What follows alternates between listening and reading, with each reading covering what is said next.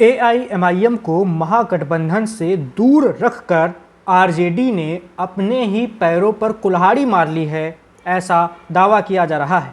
पटना के सियासी गलियारों में खूब चर्चाएं हो रही हैं कि आरजेडी किस तरह से अब अपना नुकसान करवाने जा रही है एआईएमआईएम से गठबंधन ना करके। बता दें कि पिछले कई महीनों से ये चर्चा है कि एआईएमआईएम महागठबंधन में शामिल होगी या नहीं। तमाम बयान भी आ चुके हैं आरजेडी की ओर से, कांग्रेस की ओर से, यानी जो महागठबंधन के दल हैं उनकी ओर से, और एआईएमआईएम के नेताओं की ओर से भी। एआईएमआईएम की ओर से पहल भी की जा चुकी है कि हमें महागठबंधन में शामिल कर लिया जाए। अख्तरुल इमान जो विधायक भी हैं एआईएमआईएम के और प्रदेश अध्यक्ष भी हैं, उन्होंने लालू प्रसाद यादव को चिट्ठी भी लिख दी है कि हमें शामिल कर लीजिए महागठबंधन में, हम नहीं चाहते कि सेकुलर वोटों में बंटवारा हो। यानी एआईएमआईएम कहना चाहती है कि बिहार के मुस्लिम वोटों में बंटवारा ना हो, इसीलिए एआईएमआईएम को महागठबंधन में शामिल कर लेना चाहिए।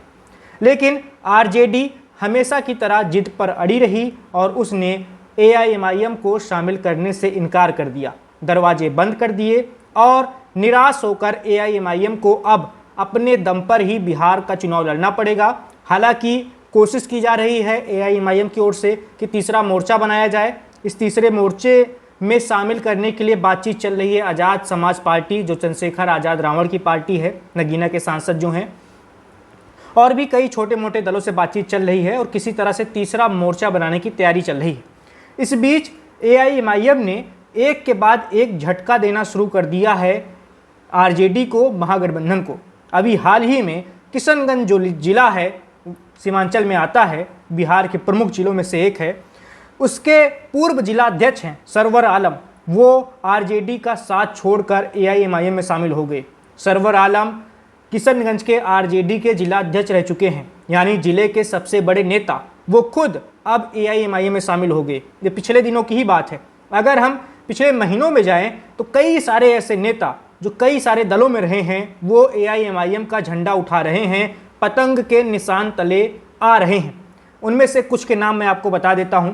जैसे जेडीयू के नेता तहसीन सवाब, ये एआईएमआईएम में शामिल हो गए। उससे पहले बहादुरगंज के पूर्व विधायक और कांग्रेस के दिग्गज नेता रह चुके तौसीफ आलम भी एआईएमआईएम में शामिल हो चुके हैं। तो आरजेडी के लिए कैसे ये एक के बाद एक झटका लगना है, कैसे ये एक के बाद एक विकेट गिरना है आरजेडी का। देखिए, पहली बात तो बहुत सारे नेता आरजेडी से सीधे जा रहे हैं एआईएमआईएम में।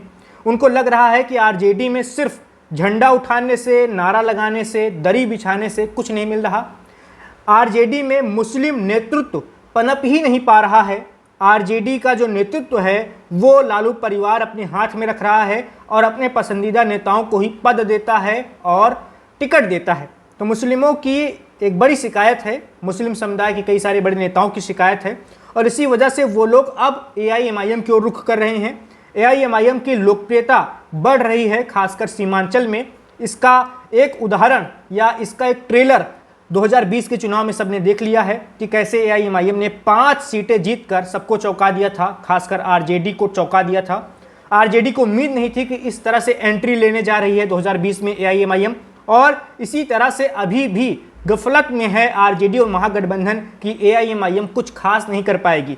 एआईएमआईएम के पास वैसा जनाधार अब बचा नहीं है। 2020 जैसा प्रदर्शन भी एआईएमआईएम अब की बार दोहरा नहीं पाएगी, ऐसा आरजेडी के कई सारे नेताओं का मानना है। और वो लोग कैमरे के पीछे, पर्दे के पीछे बंद कमरों में ये बातें कह रहे हैं कि एआईएमआईएम का इस बार कुछ भी अच्छा प्रदर्शन नहीं होने जा रहा, एआईएमआईएम का खाता खुलना भी मुश्किल हो जाएगा।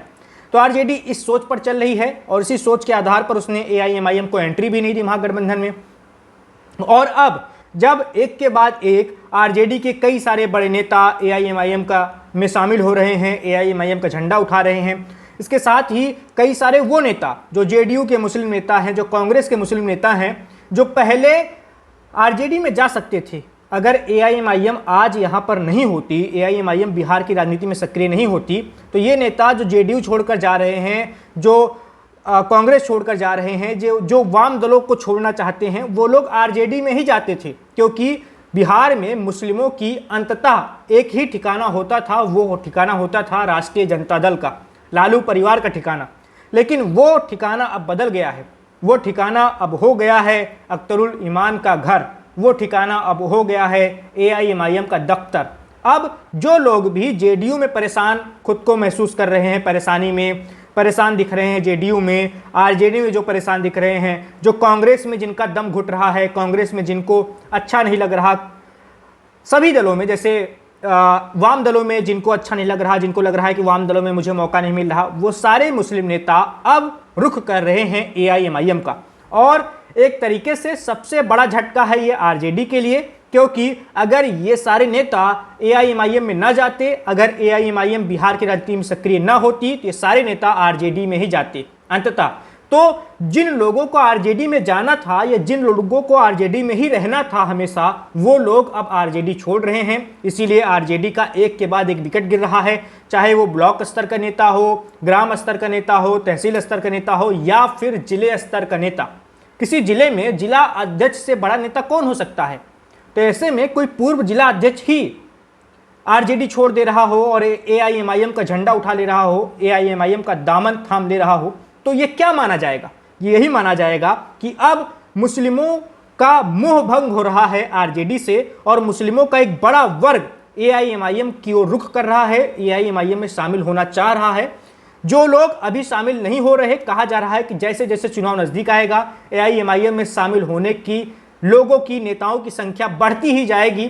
फिर चाहे वो आरजेडी में छोड़कर जो जा रहे हैं लोग वो एआईएमआईएम में शामिल होंगे, जेडीयू के नेता भी बहुत सारे जो हैं मुस्लिम नेता वो भी एआईएमआईएम में शामिल हो सकते हैं, और भी बहुत सारे दलों के, कांग्रेस के, वाम दलों के नेता भी एआईएमआईएम का रुख कर सकते हैं।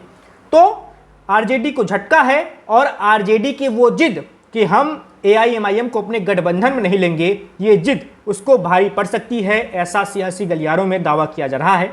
मैं आपको जो भी बात बता रहा हूं वो बातें सियासी गलियारों में हो रहे दावों के आधार पर बता रहा हूं, सोशल मीडिया पर हो रही चर्चाओं के आधार पर बता रहा हूं और बहुत सारे उन पत्रकारों की सुनी सुनाई बातों के आधार पर बता रहा हूं जो पत्रकार इस वक्त ग्राउंड पर मौजूद हैं, जो जमीन पर हैं, जो नब्ज समझ रहे हैं, जो लोगों से बातचीत कर रहे हैं। और वो सीधे तौर पर कह रहे हैं कि सीमांचल की 24 सीटें जो हैं उन 24 सीटों पर एआईएमआईएम इस बार अच्छा प्रदर्शन कर सकती है, पिछली बार की तुलना में ज़्यादा अच्छा प्रदर्शन हो सकता है और एआईएमआईएम पिछली बार की तुलना में ज़्यादा बड़ा नुकसान कर सकती है आरजेडी का। ये नुकसान अभी से ही दिखना शुरू हो गया है कि जैसे जैसे आरजेडी के बड़े नेता एआईएमआईएम का रुख कर रहे हैं, आरजेडी की सहयोगी पार्टी कांग्रेस के बड़े नेता एआईएमआईएम में शामिल हो रहे हैं, फिर चाहे वो कई बार के पूर्व विधायक हों, फिर चाहे वो पूर्व जिला अध्यक्ष हों।